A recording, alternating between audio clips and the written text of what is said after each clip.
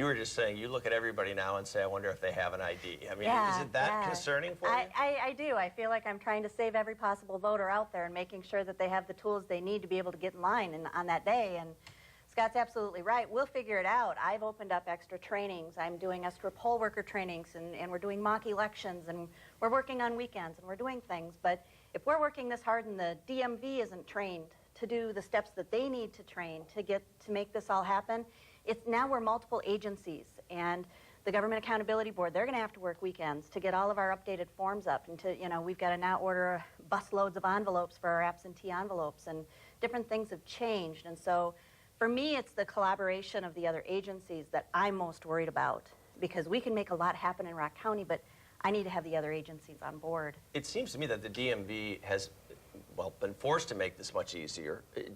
What are your concerns with them making this happen then, if that's the case? Well, I've had constituents call from my county and other counties, but in Jefferson, in the rural area, there's a DMV that's only going to be open 2 times between now and Election Day, 46 days. And they're not convenient hours either. And so if you're looking at somebody that has socioeconomic challenges, somebody that has physical disability or elderly, to go to the next closest DMV that might be 45 minutes away, that's a deal breaker. That's a transportation and a physical inability deal breaker that we're not going out of our way to fix.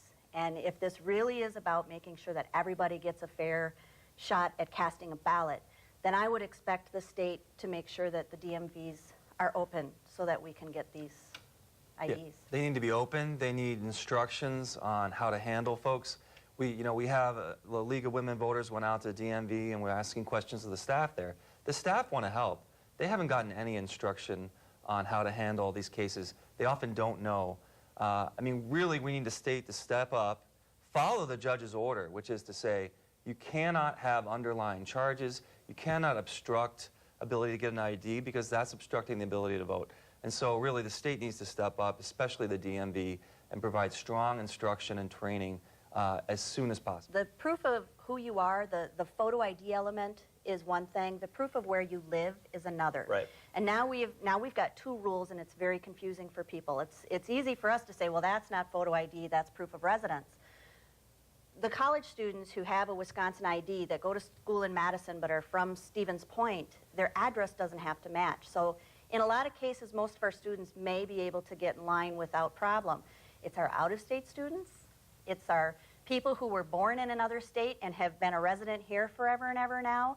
It's those people that I'm worried we're not going to be able to catch in a 46-day window without additional assistance. One of my biggest fears is that we're going to do everything possible to get this done, and then we're going to start processing absentee ballots on Election Day and have to reject for this reason, and that will break my heart. And talk about a nightmare will be if it's a close election and you got thousands of ballots that aren't being counted because of this.